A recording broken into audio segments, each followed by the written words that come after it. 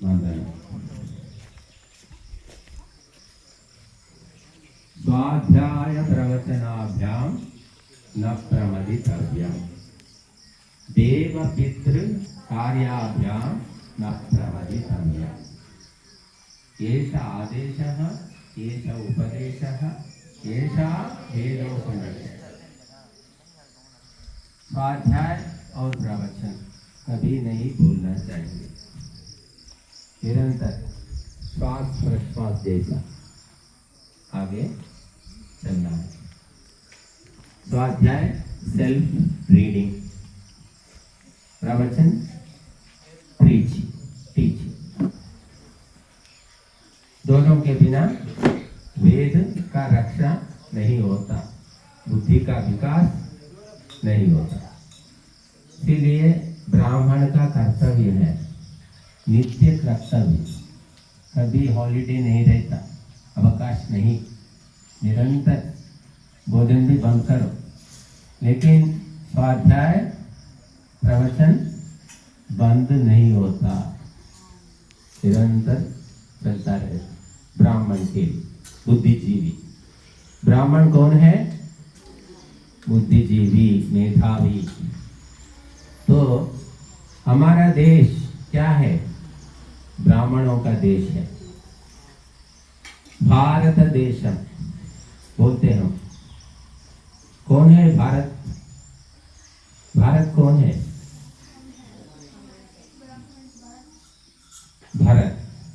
भरत इस देश का राजा पहले हुआ था, इसीलिए भारत देश कहते हैं।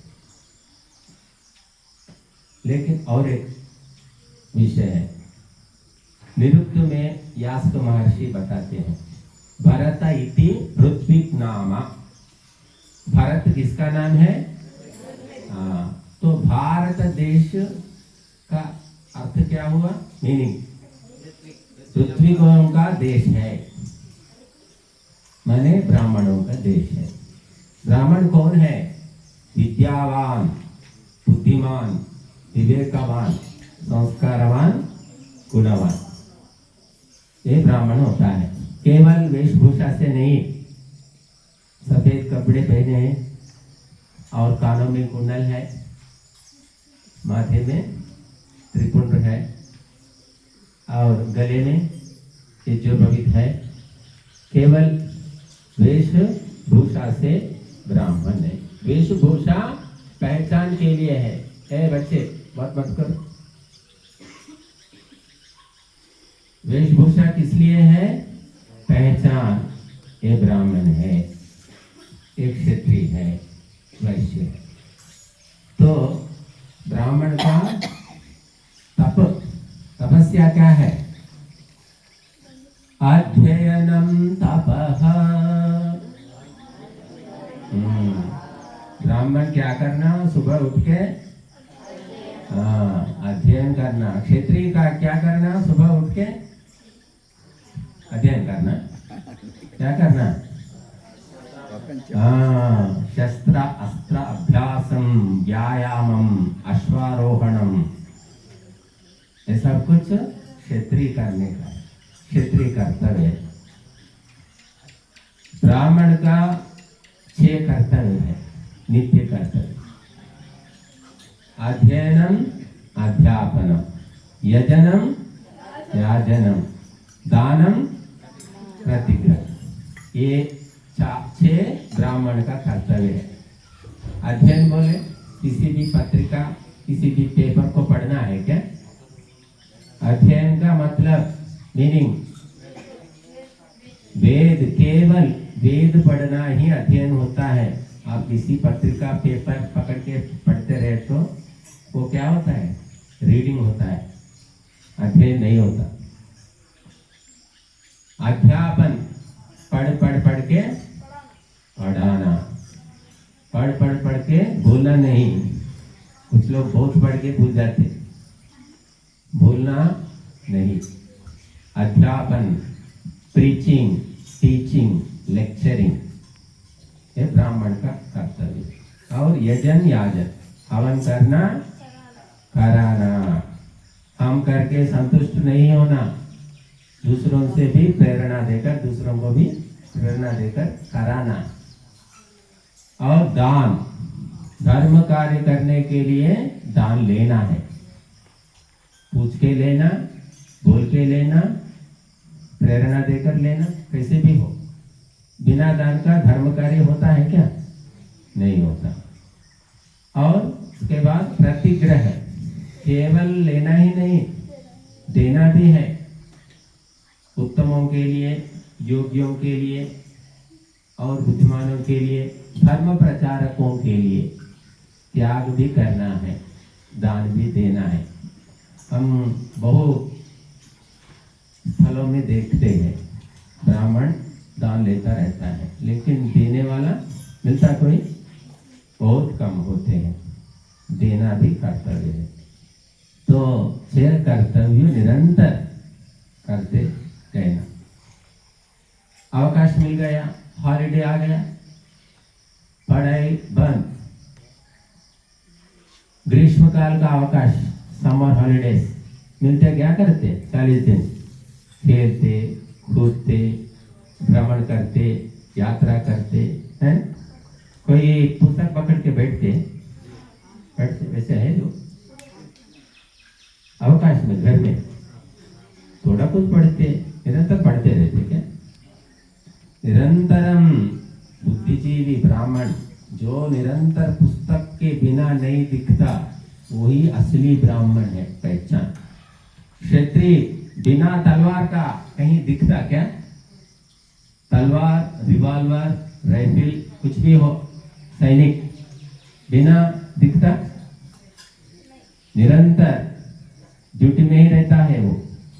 वो ड्रेस हो या ना हो, यूनिफॉर्म हो या ना हो, लेकिन शस्त्र रहता है साथ में। वैसा ब्राह्मण निरंतर पुस्तक के बिना नहीं रहना, ग्रंथ के बिना नहीं रहना, स्मरण के बिना नहीं रहना, पढ़ना और स्मरण करना, नहीं तो भूल जाते। भूलना मनुष्य का एक स्वभाव है सही है, स्वभाव है।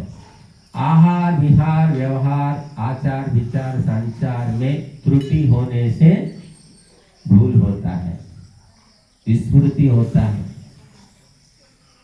स्मृति जितना जितना होता रहता है, ब्राह्मण का विनाश उतना होता रहता है। ब्राह्मण को कोई भी विनाश नहीं कर सकता, केवल स्वयं विनाश कर लेता है।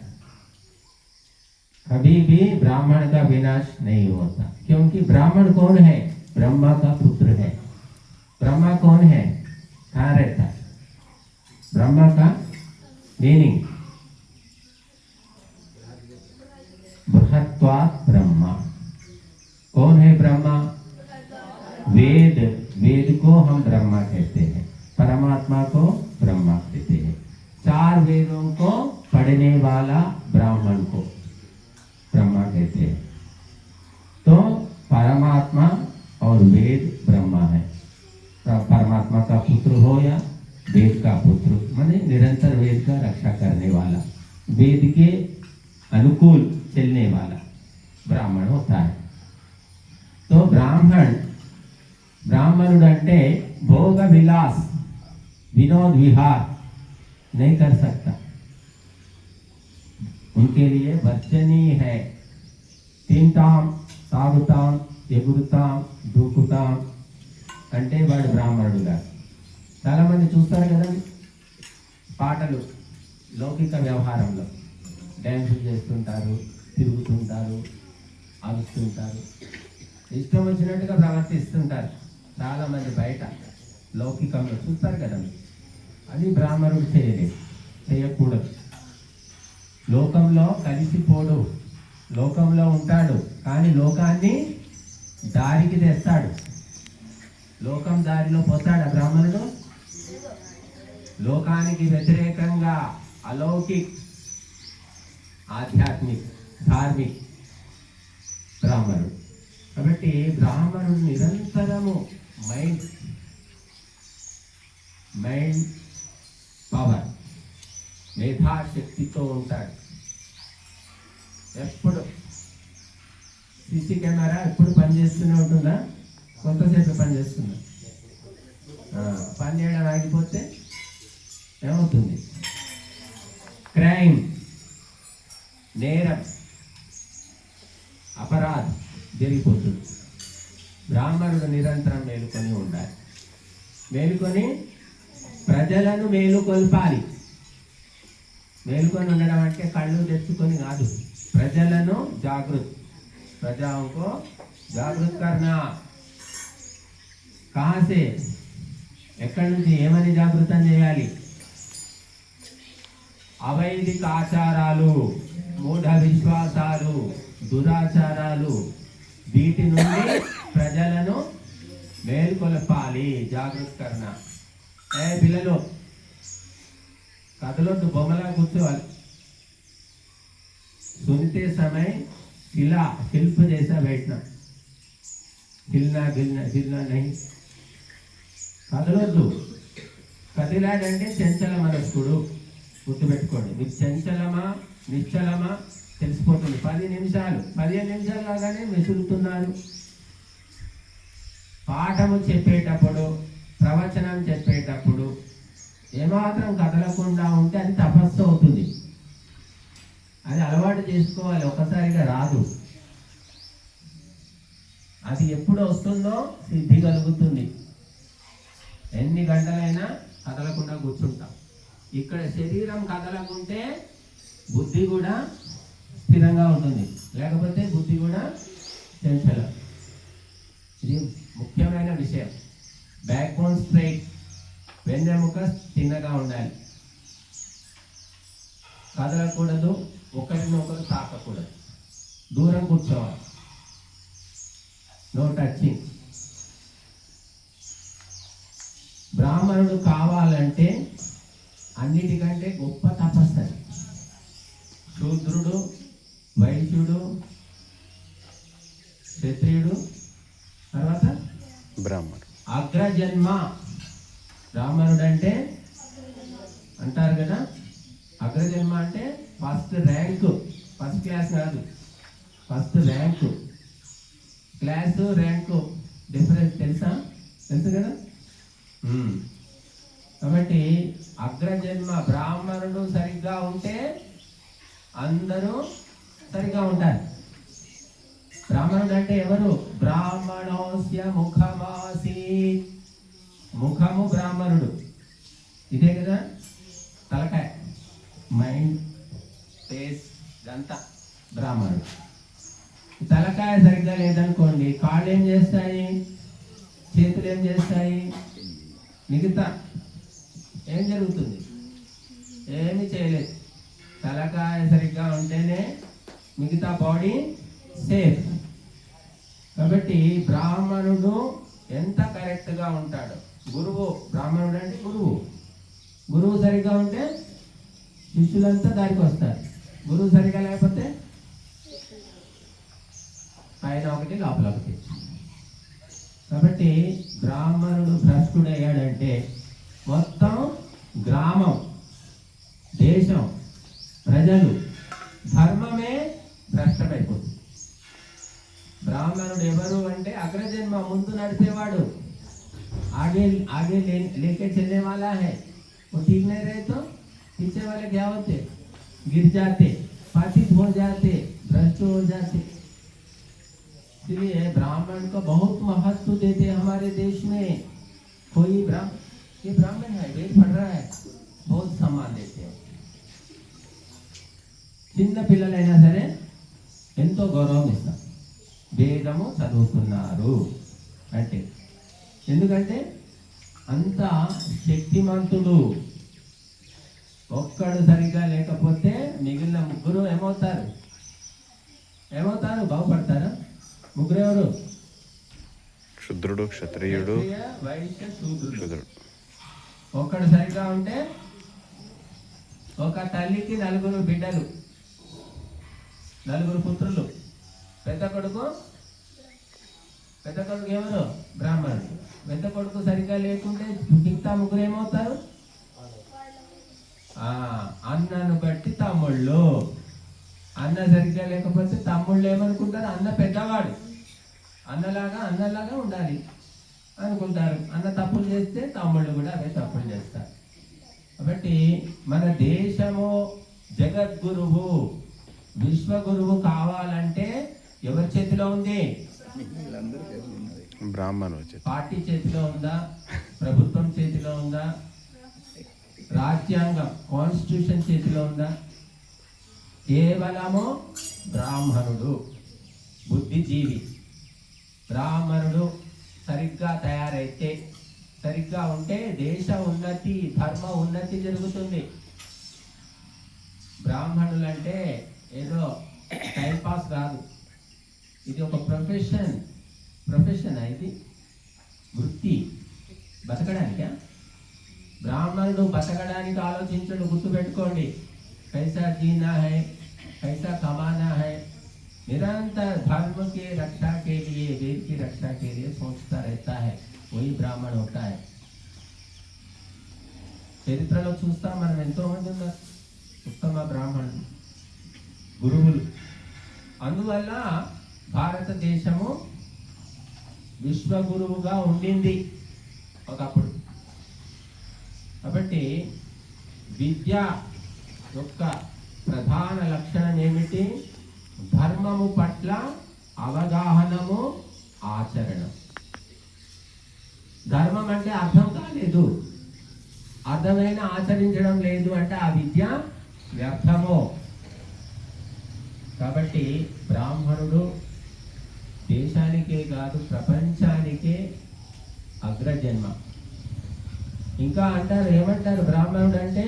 భూదేవత అంటారా? భూదేవత, భూమి మీద నడిచే దేవత, చల్నే ఫిర్నే వాలా దేవత హై బ్రహ్మ. దేవతలు ఎక్కడ ఉంటారు? మందిరంలో, గుడిలో అనుకుంటున్నాం, కానీ నడిచే దేవత, మాట్లాడే దేవత, వరాలను ఇచ్చే దేవత ఎవరు? ఎంత పవర్ఫుల్ అన్నమాట. బ్రాహ్మణుడికి ఏం అవసరం లేదు. నీకేం కావాలి? నాకేం అవసరం లేదు. దేశం కావాలి, ధర్మం కావాలి, దైవం కావాలి. దేశము, ధర్మము, మూడు, ఇదే అవసరం, మిగతా అవసరం లేదు. బట్ ఇటువంటి ఆలోచన, బిగ్ థింకింగ్ అంటారు, విశాలమైన ఆలోచన, సంకుచితమైన ఆలోచన ఉండవద్దు. నేను ఎట్లా బతకాలి, నేను ఎలా నా కడుపు నిండుతుంది అని ఆలోచిస్తే వాడు బ్రాహ్మణుడు కాదు.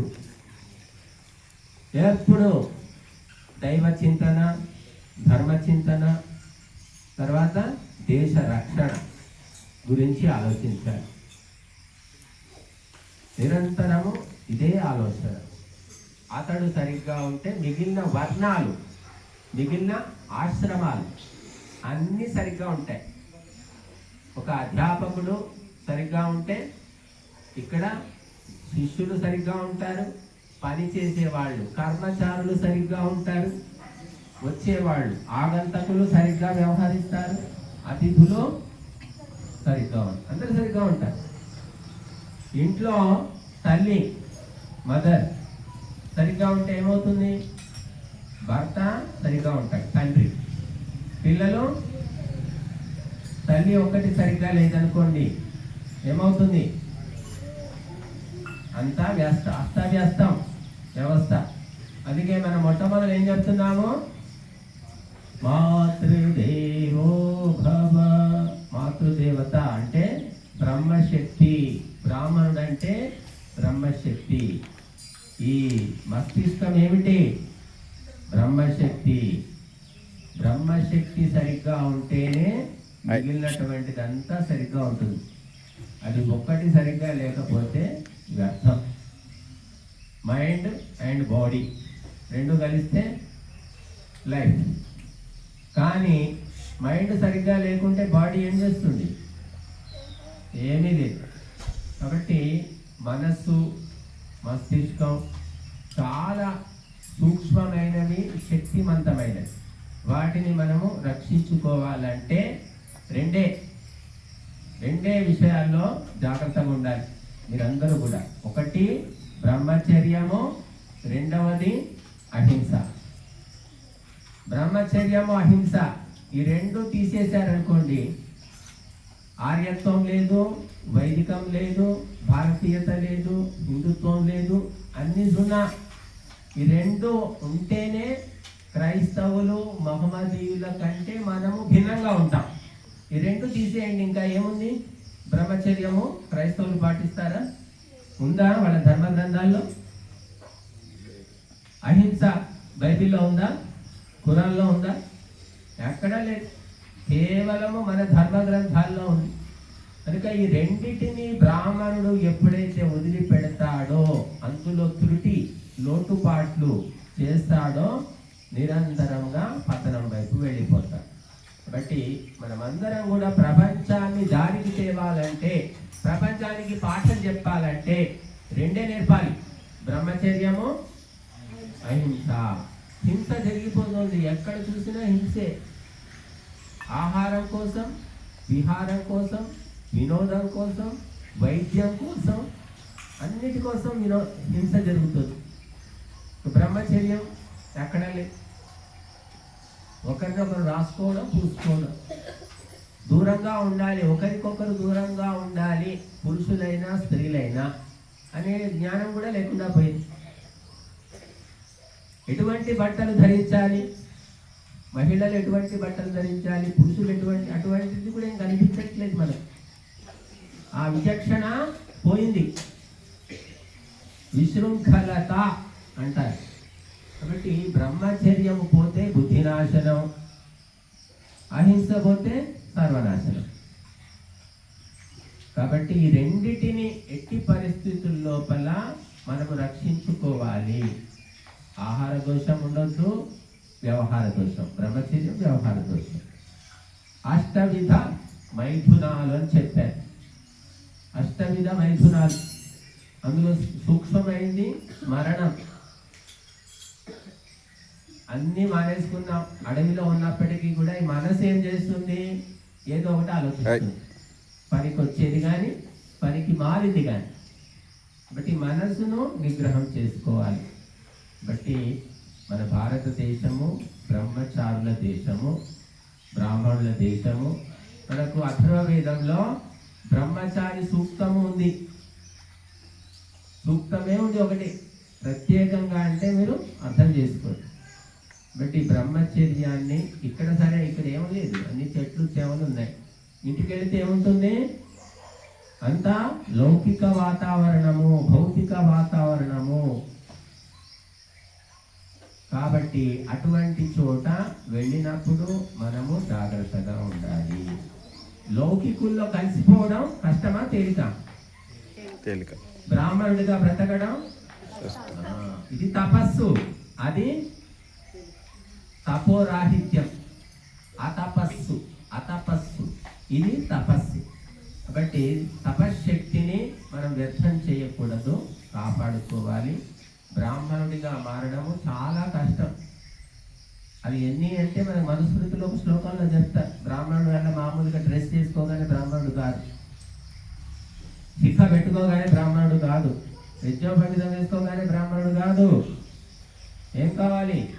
స్వాధ్యాయేన వ్రతైర్హోమైస్త్రైవిద్యేనే జయాసుతైః महायज्ञैश्च यज्ञैश्च ब्राह्मीयं क्रियते तनुः। ब्राह्मण बनने के लिए इतना करना पड़ता है, स्वाध्याय, व्रत धारण, एक एक के लिए बोले तो और 1 घंटा हो जाता। होम, इज्जा, सुत माने शिष्य, संतान, महायज्ञ, यज्ञ सब करने से ब्राह्मण हो जाता है। जन्मना जायते शूद्रः, सब शूद्र है जन्म लेने से। ब्राह्मण कब बनता? संस्कारात् द्विज उच्यते। संस्कार, बैठने का संस्कार, देखने का संस्कार, भोजन करने का संस्कार, कैसा सोना है, शयन कैसा करना, वो भी है संस्कार।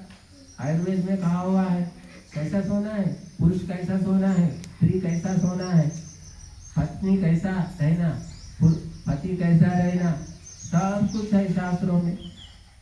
तो संस्कारवान भोजन देखते ही पहचानते हैं ब्राह्मण है या अब्राह्मण।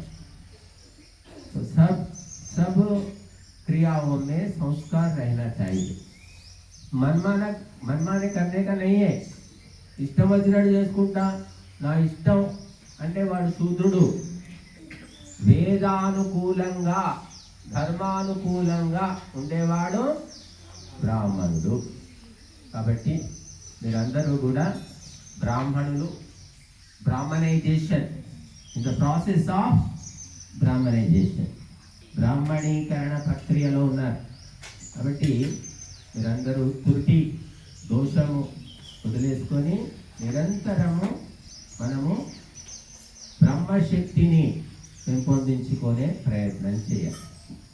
అది మరి ఇక్కడ గురుకులము విద్యాభ్యాసం యొక్క కర్తవ్యము. ఈ దేశాన్ని, ప్రపంచాన్ని, మానవతను కేవలము బ్రాహ్మణుడు మాత్రమే ఉద్ధరించగలుగుతాడు. ప్రభుత్వాలు, నాయకులు, కాన్స్టిట్యూషన్ పేరుకే. మీరు ఎన్ని పోలీస్ స్టేషన్లు పెట్టుకోండి, ఎన్ని సీసీ కెమెరాలు పెట్టుకోండి, క్యారెక్టర్ లేదనుకోండి, మోరల్ వాల్యూస్ లేవనుకోండి, ఏం చేస్తాం? క్యారెక్టర్ అవసరమా మనిషికి? క్యారెక్టర్ లేదు, నీ ఎడ్యుకేషన్లో లేదు, నీ కాన్స్టిట్యూషన్లో లేదు, నీ పరిపాలనలో లేదు. ఇంకా ఎట్లా మనుషులు కరెక్ట్ ఎలా ఉంటారు? ఎన్ని పోలీస్ స్టేషన్లు కావాలి, ఎన్ని సీసీ కెమెరాలు కావాలి? కాబట్టి బ్రాహ్మణుడి ఉపదేశంతో బుద్ధిలో మార్పు వస్తుంది. బ్రాహ్మణుడి ఉపదేశంతో రాక్షసుడు కూడా దేవత అవుతాడు. ఉపదేశం లేదనుకోండి, దేవతలు కూడా రాక్షసులు అవుతారు. కాబట్టి బ్రాహ్మణుడి యొక్క వాక్కు అత్యంత శక్తివంతము, బ్రహ్మాస్త్రం అని చెప్పారు. కాబట్టి అది ఎప్పుడో శక్తివంతం అవుతుందంటే నువ్వు బ్రహ్మచర్యము, అహింస పాటించినప్పుడు. అది కాబట్టి నియమాలకు బద్ధుడై ఉండేవాడు బ్రాహ్మణుడు. మీరంతా కూడా నియమాలను పాటించి మీ జీవితాలను ధన్యం చేసుకొని దేశ ధర్మ రక్షణ చేస్తారని ఆశిస్తున్నాను. ఓం శాంతి.